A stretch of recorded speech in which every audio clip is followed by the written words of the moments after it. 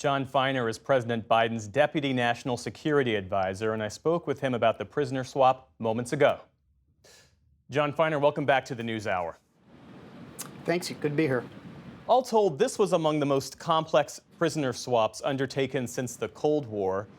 The deal was in the works for the last 2 years, as I understand it, and ultimately came together in the last 2 weeks. What were the key inflection points? How did this all happen?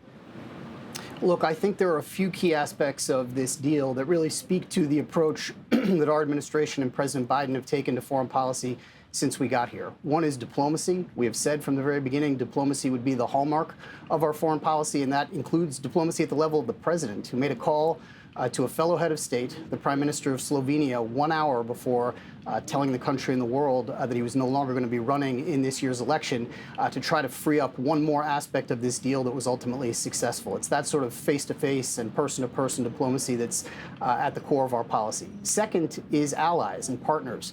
The president has said his worldview was predicated on rebuilding, revitalizing America's alliances, and you saw a half dozen allies come together today with different aspects of this deal, which ultimately led to get it done. And the third is execution.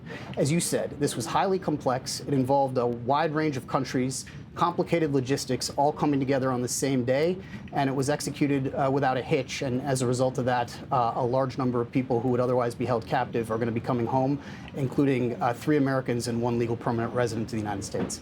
A question about the timing. Why now? Why did Vladimir Putin view this deal as being in his best interest? Well, I'm the last person who's going to speak to the mindset of Vladimir Putin. That would be a question better placed to others. But one of the things that you realize, having worked now on a number of these deals, even though this one was the most complex, is that they sort of move on their own speed. There are long, very agonizing sometimes periods in which it feels like not a lot is getting done.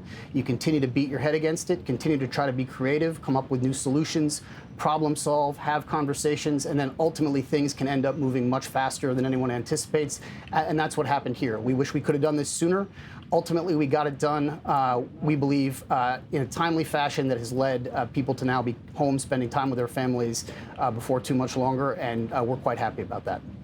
To what degree does this signal any sort of breakthrough of tensions between the U.S. and Russia, and might any of this successful diplomacy be put to use in helping bring an end to Russia's war in Ukraine? To be honest, I would caution anybody against drawing too many broader conclusions about the U.S.-Russia relationship based on this deal. That is not the course we're on, what you just described. We are obviously in a very difficult place, completely on opposite sides of the conflict in Ukraine, and I don't see that changing anytime soon unless Russia makes a significant set of changes to its approach and its worldview, and we don't anticipate that. What we had here was a target of opportunity, an opportunity to get some people home who otherwise would continue to be held in a just unconscionable situation. We took that opportunity, but otherwise we are continuing with our approach, certainly to the Ukraine war and to our broader approach to the world on its current course and speed. While this nightmare is certainly over for those released, there were other Americans, as you well know, who were left out of this exchange, namely Mark Fogel, an American sentenced to 14 years of hard labor in Russia, and a U.S.-Russian citizen, Ksenia Karelina, who's facing charges of treason for allegedly donating $51 to a Ukrainian charity in the U.S. What is the administration doing to secure their release at this point?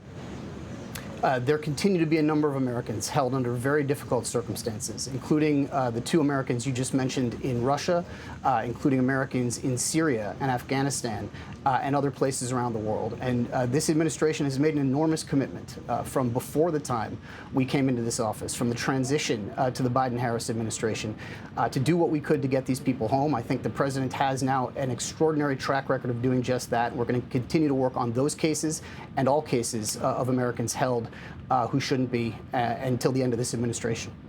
Deputy National Security Advisor John Feiner, thanks for joining us this evening. Thanks again.